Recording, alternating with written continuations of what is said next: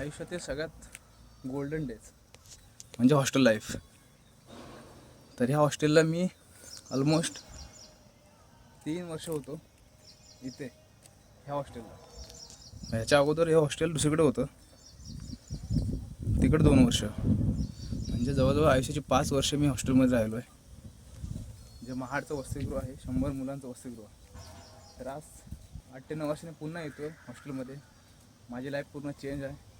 मी विद्यार्थी होतो, तर विद्यार्थी होऊन मी इथून बाहेर पडलो आणि आता एका मुलाचा बाप आहे, ॲज अ पॅरेंट. ठीक आहे. हा इकडे पार्किंग एरिया होता, इथे मी आपाची उभी करायचो. असं काही एंट्रन्स होता आमचा. हा इथून स्टेअरकेस आहेत, तर इथून आम्ही वर जायचो. खूप दिवस भारी होते ते, छान दिवस होते. इथून असं वर जायचो आम्ही. वर पाहू शकता समथिंग असं काहीतरी. हा बघा जेवणाचा मेनू आहे. मागासवर्गीय मुलांचे शासकीय वसतिगृह महाड. दररोज सकाळी सेम जे इथं लिहिलं आहे तेच ॲज इट इज आम्हाला जेवायला मिळायचं. जे तुम्हाला घरीसुद्धा मिळणार नाही किंवा माझ्या घरी नाही मिळायचं, ते मला इथं मिळायचं. काय म्हणते? करायचा टाइम नाही मिळतो. इथून जातो म्हणजे तुला माहिती आहे आपला हे सकाळचं इकडे 4च्या नंतर इथं टाईम कुठे मिळते. आणि आता टाईम चेंज केले 5 वाजता इथून सुटायचं आणि तिकडे 10 वाजता संसार म्हटलं तर असंच असतं रे.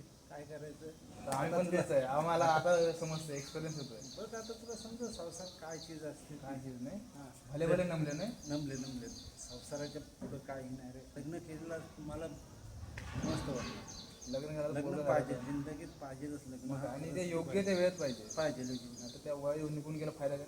आता मी 29 वर्षाचा आहे, मला पूर्व आता 1 वर्ष होईल झालं ना. हां तू बरा टायमात केला. तू किती 26ला होतं? 26ला केलं. मी पण 26लाच केलं. मग लग्न 25-26 तरी पण 1 वर्ष लेटच झाला. माझं पण 26लाच लग्न झालं. माझं पण 26ला झालं. शपथ. खूप भारी वाटलं हॉस्टेलला जाऊन. हॉस्टेलला जे आमच्या टायमाला जे हाऊसकीपिंगला जे काका होते, त्या काकांना भेटलो. खूप बात केली. खूप म्हणजे त्या टायमाचे एकच आहेत जे आतापर्यंत टिकले आहेत हॉस्टेलला. बाकी सगळे नवीन स्टाफ आलेला आहे. पण लय भारी वाटलं हे हॉस्टेल. भारतरत्न डॉक्टर बाबासाहेब शासकीय वसतिगृह महाड.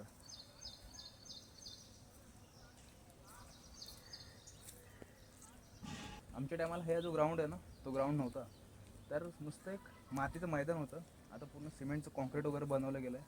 त्या टायमाला सुद्धा हॉस्टेल खूप छान होतं. आत्ता जरा त्याचे कंडिशन जरा डाऊन वाटते. पण आतमध्ये त्यांना काकांना मी विचारलं तर ते म्हणाले की आता रिनोव्हेशनचं काम चालू आहे, रिनोव्हेशन होत आहे. तर खूप अपग्रेड झालं आहे. मुलांना कपडे धुण्यासाठी एक मशीनसुद्धा आहे, जी बाहेर ठेवले गेले. अजून ती इन्स्टॉल नाही केली आहे, ती इन्स्टॉल होणार आहे. म्हणजे मुलांची किती काळजी घेतली जाते अशा शासकीय वसतिगृहामध्ये सुद्धा आजच्या परिस्थितीमध्ये 2026मध्ये. ते एक उत्तम उदाहरण म्हणजे डॉक्टर बाबासाहेब आंबेडकर शासकीय वसतिगृह महाड. आणि त्या हॉस्टेलला मी राहून गेलो आहे. हॉस्टेलला काय फॅसिलिटीज आहेत किंवा काय सोयी आहेत त्या मी खूप अनुभवल्या आहेत. स्वतःच्या घरापेक्षा खूप काहीतरी म्हणजे कितीतरी खूप पटीने, खूप अशा चांगल्या पटीने, खूप उत्तम प्रकारे. ठीक आहे. इथे आमची काळजी व्हायची. म्हणजे आपलं एक घर वेगळं असतं आणि हे दुसरं घर. ठीक आहे. आपलं घर सोडताना एवढं काय वाटत नाही, पण जे हे घर सोडलं होतं ना, खूप इमोशनल झालं होतं. आतासुद्धा होतं. कारण ते दिवस खूप